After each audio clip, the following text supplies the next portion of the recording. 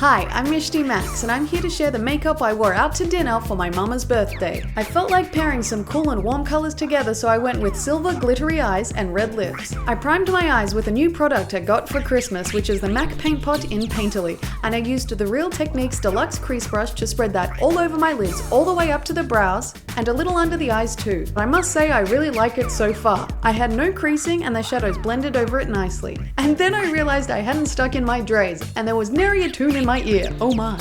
I grabbed the Revlon Customized palette in number 35, Smoky Sexy, and went for the light blue shadow with the Sigma E25 blending brush to lay down a transition shade in my general crease area. Then for a colored base on the eye, I went to the Makeup Forever Flash palette and stuck my little finger into the silver cream and then dabbed that on the center of my lids and blended it out, but keeping it below my natural crease. Then for a dark base on the outer edge, I got another MAC Paint Pot in Black Ground, and I used my recently wiped off finger to smudge the slate colored base on the outer corner of my lid and up into my crease a little, creating some soft darkness there. I went back to the Sigma E25 blending brush that had the Revlon shadow on it and softened the edge.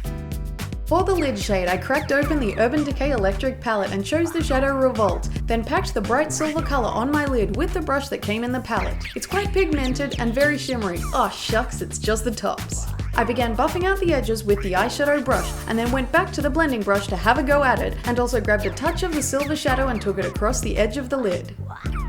Now for some Sugarpill Cold Chemistry and the shadow Soot and Stars, which I picked up with the Makeup Geek aptly named Outer V brush and pressed it into the outer V of my lid. I also took that into my deep crease, but not too far up.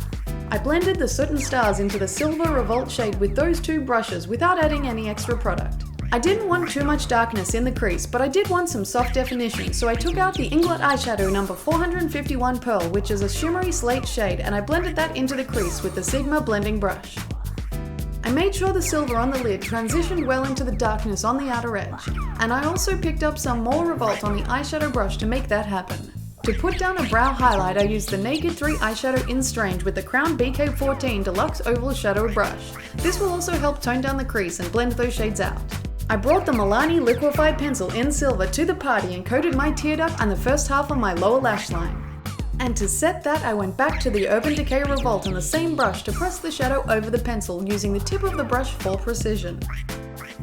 It's Inglot Matte Gel Eyeliner time, and I used the black one in number 77 and the Sugarpill eyeliner brush to coat my waterline and tightline. And then I smudged the inky black goodness into my lower lashes with the Sigma E21 smudge brush. I went back to the Sugarpill eyeliner brush to really get it into the lashes, rubbing the tip of the brush back and forth, getting all the skill under there nice and dark.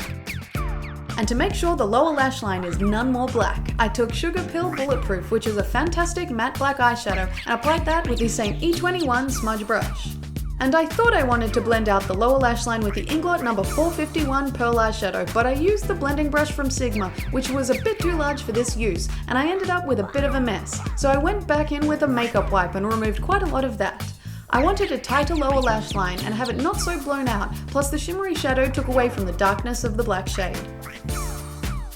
I was debating going in with liquid liner, but felt like a matte effect would look cooler, so I went back to the Inglot Matte Gel Eyeliner and the Sugarpill eyeliner brush and ran that along my upper lash line, making sure I get in between all the lashes, pulling my skin taut to make it easier to apply, and also thickening up the outer edge. Then I went in with that Sigma smudge brush and buffed the outer edge of the eyeliner towards my crease and smudged out that line so it was nice and diffuse. I also took the blending brush to really soften the outer edge so you can't tell where the eyeliner ends and the crease begins. I took Sugarpill Soot and Stars with the Makeup Geek Outer V brush to buff over the line to set the gel and soften the edge even more.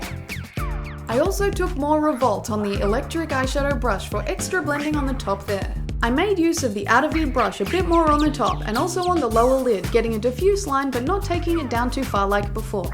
I dropped some Illamasqua sealing gel onto the back of my hand, then dipped the tip of my finger into it and dabbed that over my eyelid. And now the party really gets going with eye candy sprinkles in Jawbreaker, a straight silver glitter, and I used the same finger to press the glitter on top of the mixing medium. You can get a bit of fallout using glitter this way, but it will give you a more subtle application, and I thought I'd try a different way to apply glitter anyway. I added a decent amount, but a relatively thin layer of glitter, fading it out towards the crease and trying to avoid the smudged eyeliner. I made sure my lids were dry and then I grabbed the outer V brush to brush off any glitter that was on the eyeliner, then blended above the crease to knock off any excess there with the blending brush and my highlight brush too. I noticed some unwanted sparkle on my cheeks, so I removed the fallout with a makeup wipe, but since glitter has a tendency to statically stick to your face, I grabbed some tape and stuck it to the back of my hand so it wasn't too sticky and used it to pick up the glitter pieces on my face. I curled my lashes well, squeezing them at the base and the middle along the length. Then I coated my top lashes with a few coats of CoverGirl Clump Crusher mascara to get them looking nice and thick. Since they were looking good today, I decided on no false lashes, and I added a decent amount to the bottom lashes too. I used a cotton bud to blend out the lower lash line of the eyeshadow and make sure it wasn't down too far. Then I did my brows with Benefit Browsing's In Light, taking the wax side first on the little angled brush from the kit, and then I set all that with the powder side. I also took Benefit Gimme Brow and set the hairs for my regular brow look. I sprayed some MAC Fix Plus over my face to hydrate my skin. I went with the usual suspects for my face, as seen in my recent tutorials, so I won't bother with it here. You can check out my foundation routine in the description box. Then I went in with the MAC Pro Powder Blush in Cantaloupe for a matte neutral shade, applied with the Napoleon Purdy's 20B Reflective Contour Brush along my cheeks and up to my temples. For a lip that lasts through dinner without getting messed up, I primed with MAC Prep and Prime Lip Base. Then I lined and filled in my lips with the Makeup Forever Aqua Lip Liner in 8C for a bright red lip shade to play off the cool toned silver eyes. And as it was a fancy occasion, I brought out my favorite red lipstick of all time, the Yves Saint Laurent Rouge Pour Couture in Le Rouge, and applied that to my lips.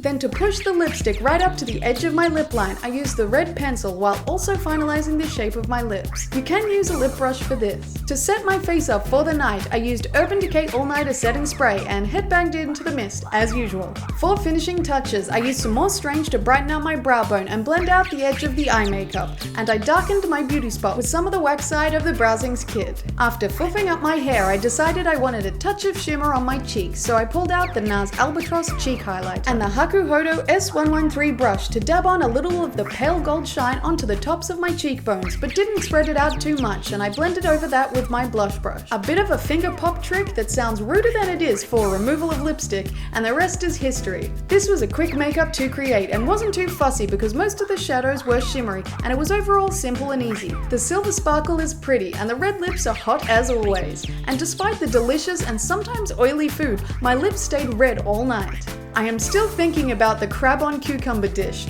and the black truffle pasta. Who would think that a black fungal growth at the root of a tree sniffed out by a dog would be so delectable? I hope you enjoyed this simple but striking makeup look and subscribe for more tutorials. Click the little boxes if you want to see other tutorials.